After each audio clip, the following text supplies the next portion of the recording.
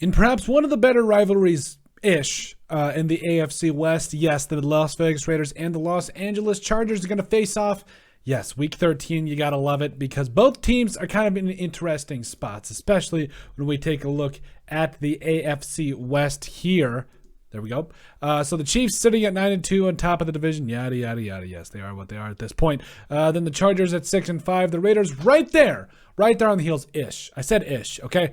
And so the Raiders, I think, are in an interesting spot because I really feel like the Raiders could put some pressure on the Chargers, but at the same time, the Chargers are, when you count, it's 3 games ahead of the Raiders right now. So something drastically bad needs to happen for the Chargers and the Raiders. I mean, they just need to keep it rolling. Keep it rolling, buddy, with the 2-game winning streak right now. And then the Broncos, it is what it is. It absolutely is what it is. Probably fire everyone. It is what it is when we get to that point. But when we talk about this Week 13 preview, there's a lot to be excited about. I know that in previous videos we have talked about, both teams that quite honestly make up a really good rivalry, if you will, but at the end of the day, both of these teams are ready to play each other. You cannot tell me anything different, so we will go ahead and start by talking about kind of showcasing both teams for you. So, Derek Carr leading the way for the Raiders with 2,730 passing yards, 18 touchdowns, only 7 interceptions. I say only because Kirk Cousins' interceptions numbers are up.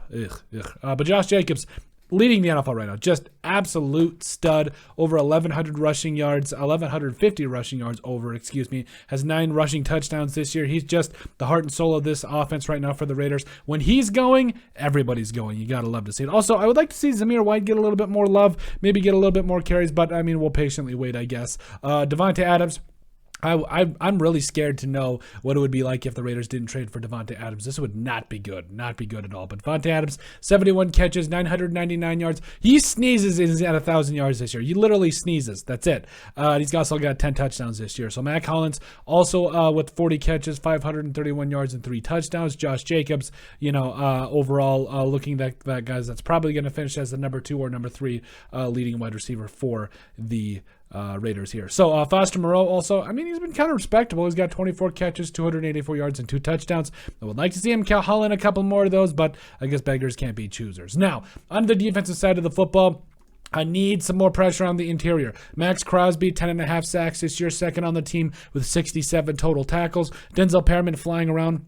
Had a nice interception, honestly, and really continues to find a way to, really be a big leader on this defense. And like I said, had a nice interception against the Seahawks. So, Duron Harmon also getting it done, the veteran coming in doing his thing.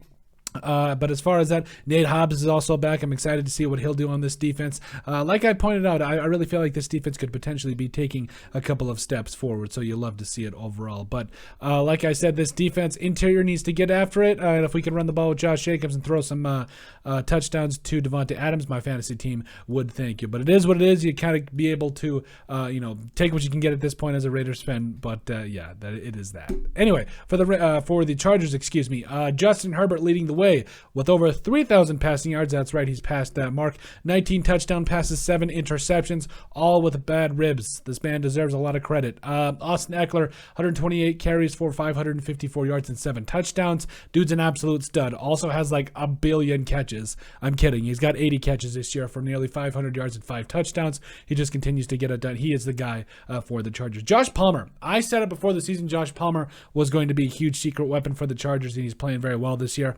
50 catches for 552 yards and 3 touchdowns for the former Tennessee Volunteer. Mike Williams, I just want some of these guys like Mike Williams, Keenan Allen, all those guys to be healthy, please. Just please. Defensively, Derwin James, he's a stud. He's finally got 100 tackles this year, 4 sacks. Drew Tranquill has done some good things this year as well. And we'll get to the injuries in just a moment here. Khalil Mack, 7 sacks this year. I'm really excited to see if the Chargers can get healthy during some of these things. But this defense has been pretty respectable given the circumstances of basically everyone being out. So you got to be able to give it the love and credit that it deserves. But overall, there's a lot of interesting things going on with this defense. Now, for the injury report, here we go.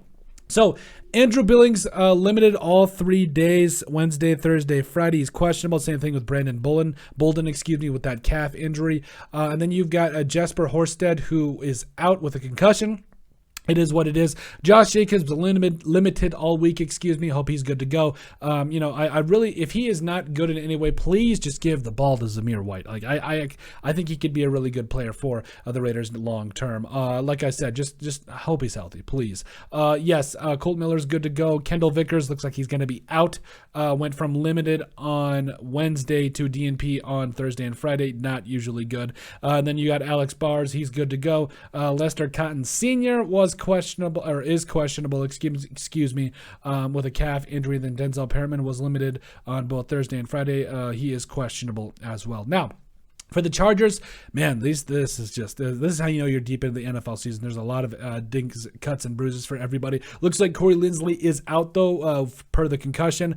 Trey Pipkins III looks like he is also out with that knee injury in DNP all week. Same thing goes with Mike Williams, out with that ankle injury.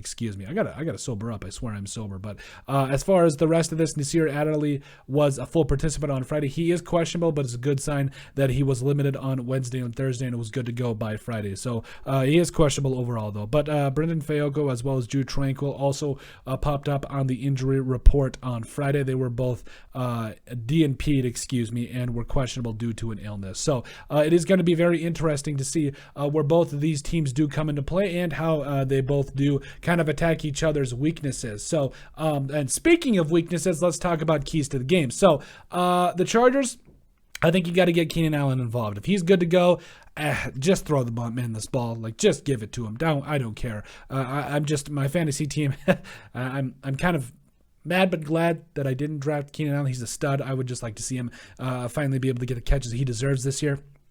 I mean, feed Austin Eckler. I feel like that's the next logical thing here. Then you got to slow down Josh Jacobs. This offensive line has stepped up in recent weeks. It'll be interesting to see how the Chargers do put pressure on Derek Carr and company. But overall, slow down Josh Jacobs, run the football. That's usually a formula for any success in the NFL. Now, as for the Raiders, you got to keep Josh Jacobs rolling. Over 300 yards from scrimmage against the Seahawks. You love to see it. This dude's an absolute stud. Can he continue this role? We certainly hope so. Also, you got to bring the pressure. I've seen multiple studies about how Justin Herbert is pressured way more when Corey Linsley is out. That, like, every single Raiders defensive tackle should be licking their chops. They should be absolutely just salivating at the mouth. Go get Justin Herbert up the middle, and so he can do his thing. And also, I need that number two. I need that number 2 wide receiver to step up. Devonta Adams back hurts because he's been absolutely carrying this offense. So I would really love it if